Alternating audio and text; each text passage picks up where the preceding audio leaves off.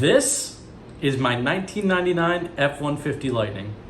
Well, this one isn't, but the one that I sold on DeMuro's Cars and Bids site was, and I'm gonna walk you guys through the process and what I think about the site overall. Let's get to it.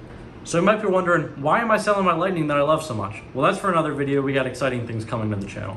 But I was trying to sell it for about a month or so on Facebook Marketplace, OfferUp, Car Groovers, those type of sites. It wasn't getting any traction because it takes a pretty unique buyer to want, a unique car that has a little bit higher mileage, 99,000. So I thought maybe I should give Cars and Bids a chance because they have that network of car enthusiasts. And I'm gonna walk you guys through, first of all, the steps and how my overall thoughts at the end of the video and if my car sold or not. So let's get to it. So as you guys might know, Cars and Bids is a car enthusiast auction site. And in order to get on the site, you actually have to apply, put in all your information before it goes live on the site. So I'm gonna walk you guys through those steps. So the first thing they ask is, tell us a little bit about your car. What are they gonna ask? They're gonna ask if you're a private seller, if you're a dealer, your first, last name, your contact info, the VIN, the year, the make, the model, the mileage, what kind of transmission, any noteworthy options, features, and where your car is located. Then you're gonna hit next, and they're gonna give you a screen that you need to include a few pictures, I think maybe 10.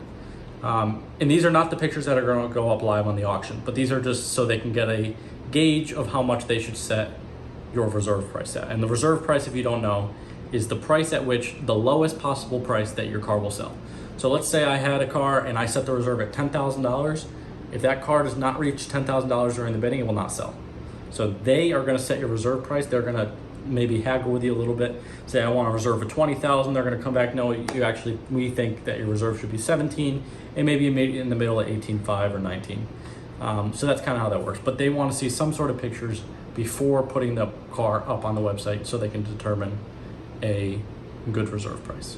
So after I submitted those pictures and the information, it took about a day for them to come back to me with the information that they needed. They actually asked me, they said, they searched my VIN on Google and they noticed that the previous seller had the roof and a few other things repainted because of paint fade. They said, have those been corrected? I answered yes, and here's the other things that I did to it. So they came to me with a counter offer of a reserve. I initially said 17,000. They came with a counter offer of 15,000, and we met in the middle at 16. So that whole process took about 2 days to kind of go back and forth about the reserve price and meet at 16. So they sent me a email that said, congrats, your listing has been accepted and we are excited to offer it on Cars and Bids. We still need a few more information from you. So this is where they ask for at least 50 pictures. And they have a very specific guide on what kind of pictures they're looking for. For instance, they want some odd pictures of some odd body shots, not just the whole car. They want a walk around video of the car. They want to walk around interior of the car, walk around engine bay of the car. So very in-depth, because if you're a buyer, you're going to need to know almost everything about the car if you're going to spend big money on a car. So I really like that about Cars and Bids, that they are making you select so many pictures and are making the seller put the time in and make pictures. So I will show you guys some examples of some pictures that we had to take of the Lightning.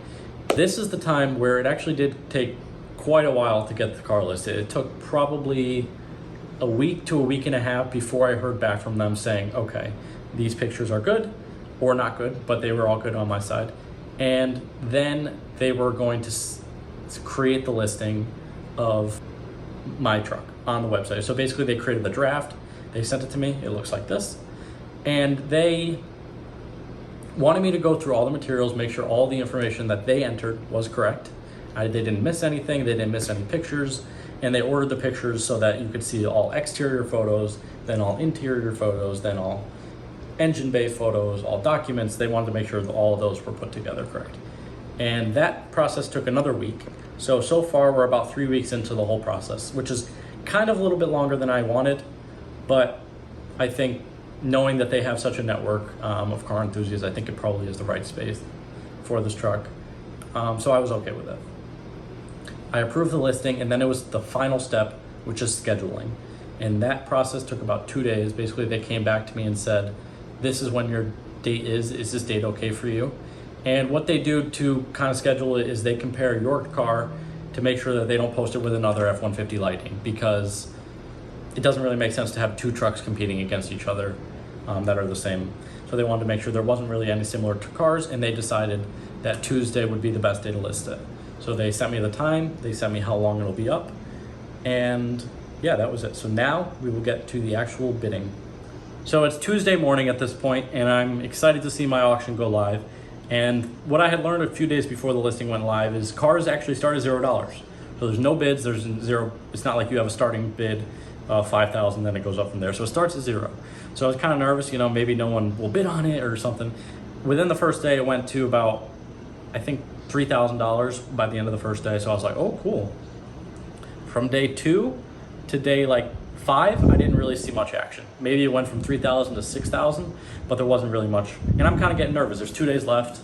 I'm like, you know, is it going to go up? Is it just going to stay here? Is it not going to sell at 6,000? So I'm kind of nervous. Towards the end of the second to last day, they're starting to get some bids, maybe 6,000, 7,000. And before going into the final day, it was not even half of what the reserve was. So I was definitely getting nervous. I was worried that there wasn't enough, you know, people on the site that know about it in order to be interested in the car, and I was getting nervous. Come the final day, I start seeing some emails come in. So basically every time someone bids on the car or comments or sends you a message, you'll get an email about it.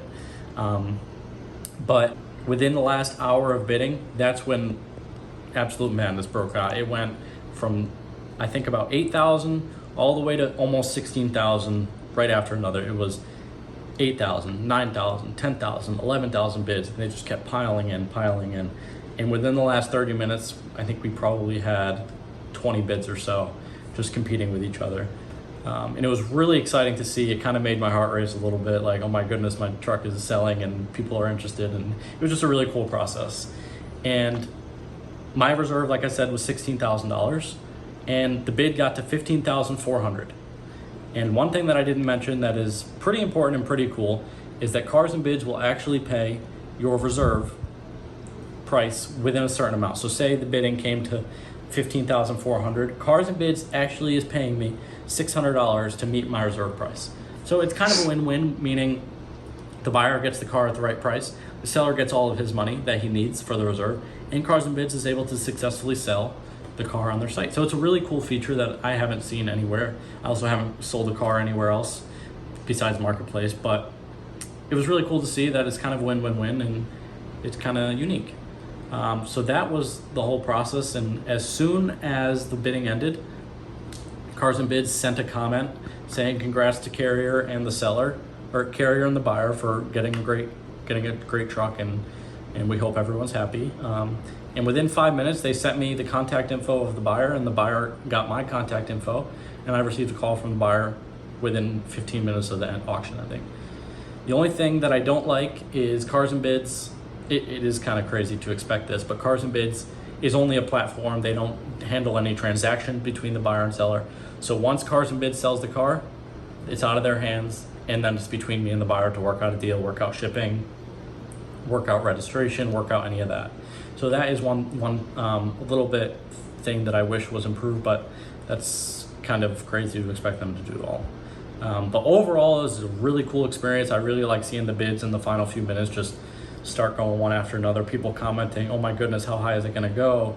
Wow, what a great deal for the buyer. Wow, what a great deal for the seller. It was kind of cool to see the whole community engaging.